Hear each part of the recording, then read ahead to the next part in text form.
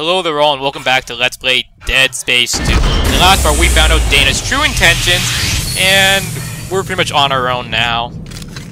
God knows what we can really do. We don't have an objective or anything. Isaac, oh are you God, there? Strauss. Can you hear me? What do you want, Strauss? Look, it's over. All my plans just blew out the window. No, it's not over. At least not yet. Isaac, we build it. We can tear it down. What, you mean the marker? Do you know where the marker is, Strauss? It's in the government sector. But we have to move now, because time is running out for me and for us. Strauss, where you going? Shit. Now we have an objective. But still, poor Isaac. No one cares about his poor condition, except for us, the players. I feel really bad for him sometimes. He's just so unlucky. First it was Kendra, and the whole thing with Nicole being actually dead, but the marker just manipulating us. But what Dana said is interesting. Isaac actually helped create it. Yeah, that surprised me the first time, and hell, how did he create the marker? As Dana said, Tiedemann did keep us in check with memory suppressants, so I'm guessing, I don't know. But at least we don't have to worry about Tiedemann and unitologists for a while, as well as that thing, which I'm assuming is dead. But wow, that was a pretty explosive sequence, am I right? Pun unintended. Whew. I don't even know what to actually say. It was pretty epic, I've gotta give it. It was kind of fun. And I guess I'll save. Unlike the last one we were in a washing room, there's not gonna be a combat sequence. That's a pain in the ass. Thank God. So all this kind of reminded me of something. I actually once did an essay on Dead Space 1 and 2, which I got an A on, which is, you know, fuck yeah.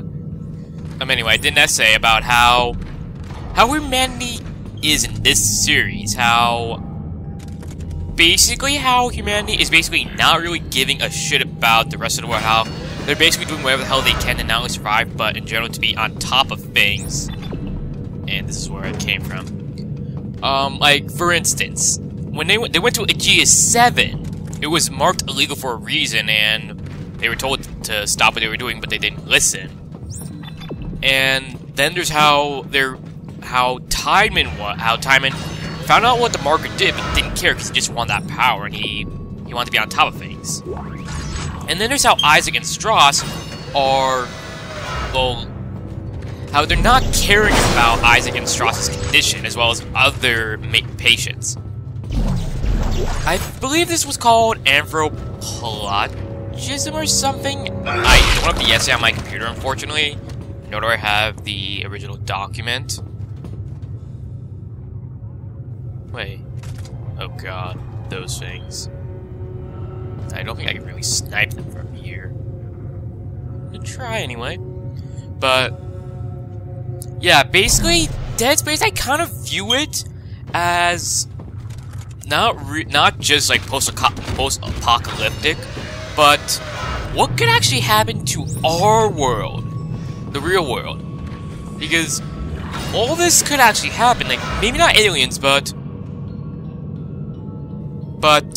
our resources could be ravaged, and it'll be our own fault, because we won't really have cared or heeded any warnings or anything, and in the end it'll probably just kill all of us, because from what I heard in Dead Space 3, apparently the marker thing and the apocalypse is taken to a greater scale, like spanning the entire galaxy. I don't know more on that, but that's basically kind of my point. I'm not really sure what else to say, but well, basically, pretty much humanity has not learned from any of its mistakes. I mean, people know that the marker is bad. They still use it and worship it. Like, unitologists are an exception because they're stupid. But people like Tiedemann should know better. I mean, he's a leader. A leader should be keeping not his interest, but his people's interest above Zone. And... okay. Did not expect that. But... well, I don't really know what else to say, but... oh, it's Ross. They were afraid of us after the sessions. I remember. They took us to the machine for our sessions, for the steps. Sessions. You're lucky you don't remember. I assume he's referring to the guy at the beginning. Who comes back? Who? Look at you. It's probably his kid he's talking to. Where are you going? Strauss, don't follow. He's not really there. I mean... well, one thing I have to say, though, is... at least we got hand to Strauss. I mean, he's going crazy, but he gave Isaac the confidence and boost that he needed to continue his mission, not just, you know, give up and die. Repeat, fall back in the sector. Operation Endgame is... as I said earlier, you are a terrible leader. And that's the whole VidCon thing. Not much else I can say though, but they made everyone's conditions worse, and they just want to do it for their own benefit. They don't care about anyone else. And really, this just makes me think, could this really happen to humanity at some point? Maybe we won't go into space, but could our research really just be ravaged for our own greed and selfishness? And that's all I'm going to probably say on this. I'll talk a bit more about that later, maybe. But we're basically back to what was the end of Chapter 3. Instead, we're supposed to go through there. That area is blocked off, and it's going to be a huge fight, as you can guess. And you should remember these things from the original. These are pregnants. You want to really not aim for their bellies. You want to aim for their limbs always. It's a bigger importance with these things because they sprout those swarm things, and that can be a bit of a problem. That's what they mainly are meant to do. Oh god! Yeah, like that. They're gonna be leavers here, so that's gonna make it even worse. I hate these things.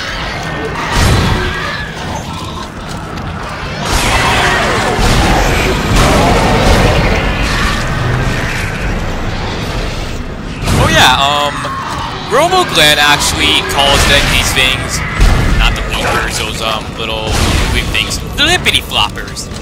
That is what your name is going to be for this Let's Play. Credit goes to Robo Glenn again, so thank you very much. I definitely like the name. There's a shop here, but I want to stay over here because I know I can't stand these fucking leapers. Stasis doesn't make them that easier to deal with, and I think I'm almost out of health items.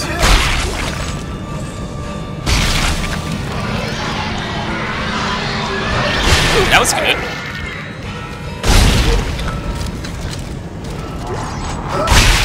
Oh, there's a third one? I actually thought there'd be exploders here, but I guess not. Pregnants actually aren't that hard to deal with, because they're pretty slow. And, well, that's really about it. They're just slow. They're not that hard to deal with. And, like with slashers, you can use their limbs. Ooh, medium med pack. Thank you. Yeah, they're easy to deal with. There's not very much else to them, man. Well, we can't go back there, but who wants to go back to that place? I don't. I don't think Isaac wants to.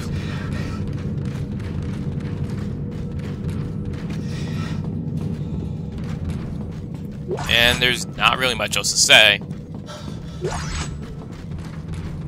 This is kind of the part of the game where things get to be not that interesting. I mean, the game really does kind of slow down here.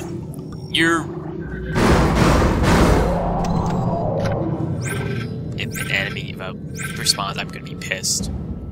Yeah, basically, there really isn't gonna be that much else to this part of the game. I mean, wait, can I sell this?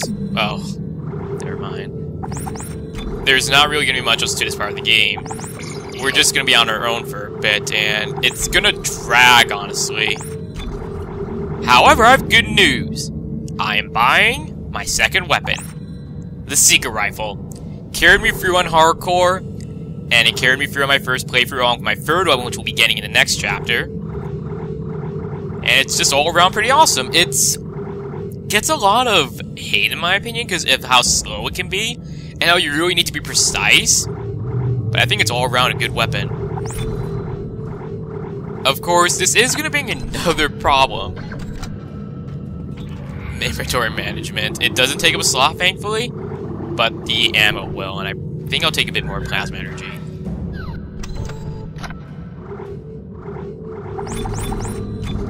Wish they had secret shells, but no, they don't.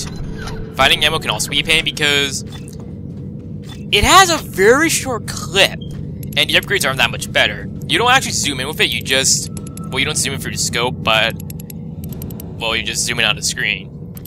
It's got great damage, though. I've seen people rely on it solely in hardcore. So, it's not that bad. I use it on hard. Oh my god, those things. This level also introduces a new enemy entirely. That is Assist. Unlike other necromorphs, even though it doesn't look like one, it does not give you an item when you kill it. You can use it against them, as well as against other necromorphs. Very useful, does a lot of damage. But you can also hear them, so you never have to worry too much.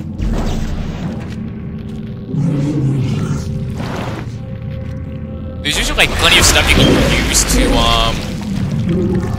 to have them explode on themselves, like this body. Oh, fuck it.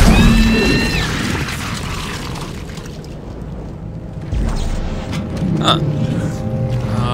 There's like maybe 4 in this room, not counting the one at the entrance. Thank you.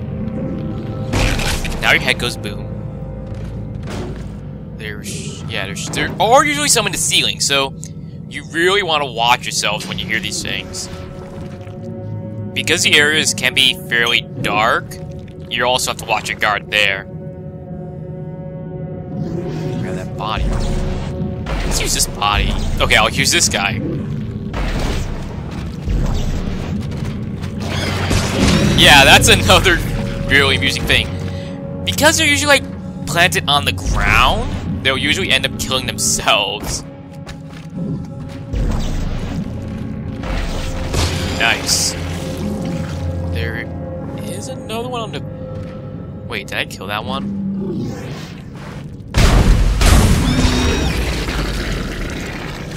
Trust me, these things look easy, but they get to be a lot worse. A slightly easier but riskier thing you can do is try to lure them into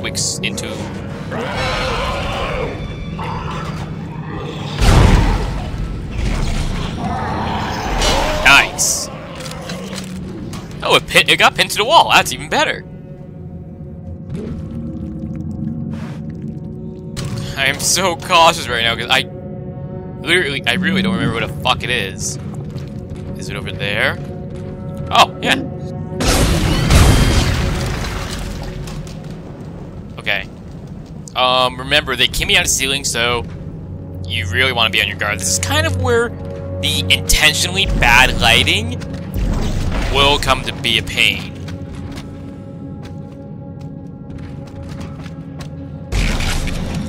I wonder if this would have got me the achievement, the trophy for going the distance, actually. Oh, Seeker Shells. Nice. I'll show this off in a bit. I didn't want to because of the initially low ammo.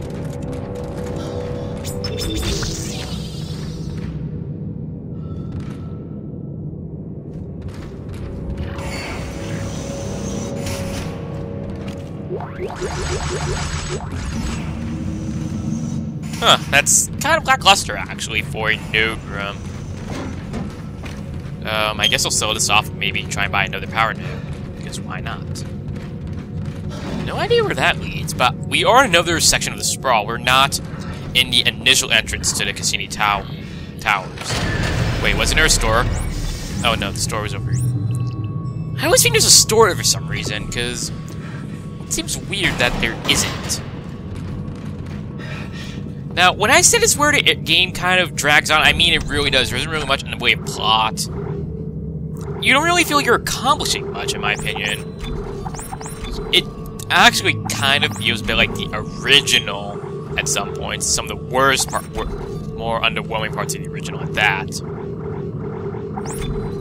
So I'm gonna save my money for a bit. Because the Secret Show schematics should be here, and generally, Secret Shows can be kind of expensive. Although I do believe they fetch for a good price. Don't know why there's not a window there.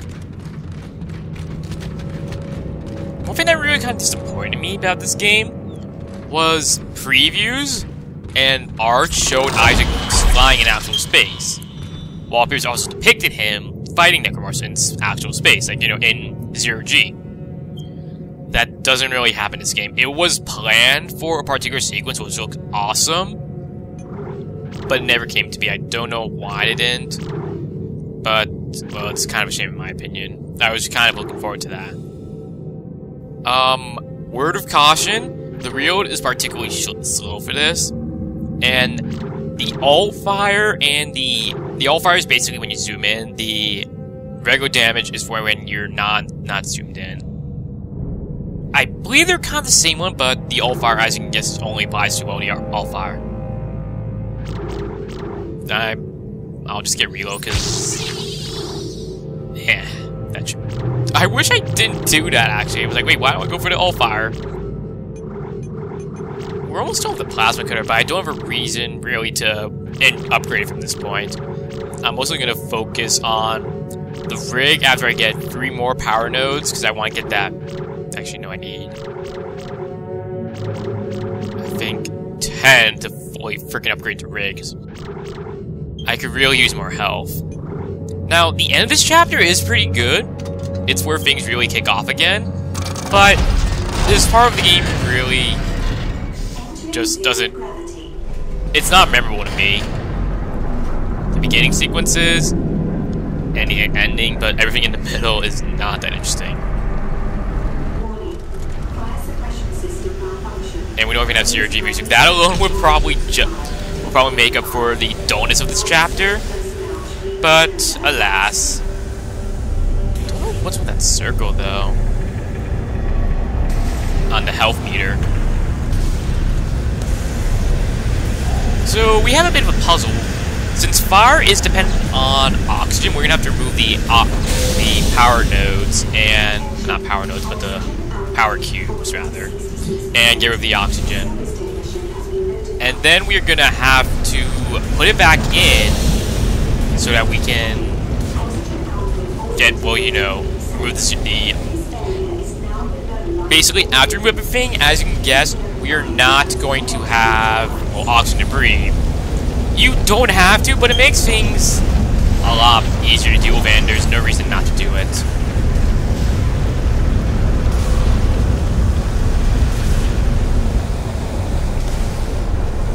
There should be some stuff up here, though. I'm not actually sure why there's 0G here in particular.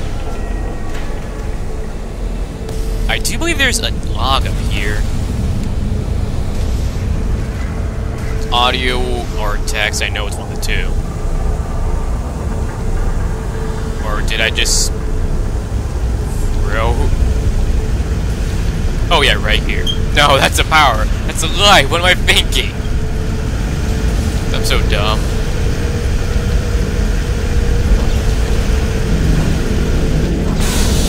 Alright, so the fire is gone. There's a bit left, but in general, it won't return when you put the cube back in. You only need one of the cubes, you don't have to put all of them back in, so don't worry. Although, if you really can't deal with that voice, which I can understand, you might want to put some of them back in at least. I'm just looking for the hell of it.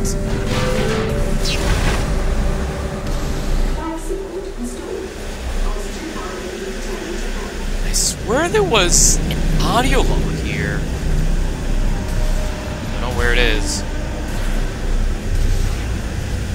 I'm gonna check one last time, and then we're gonna head out. Wouldn't that be awesome?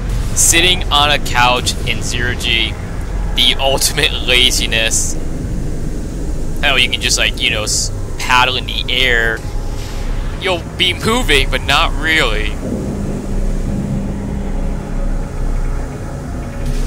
I swear it was somewhere. I mean, it's hard to see now because of the lack of fire. I don't even know how it got started, but oh well.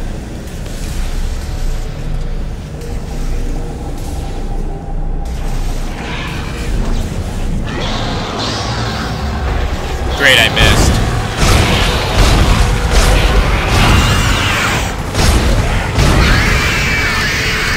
I was going to demonstrate the seeker on those things, but it was a waste.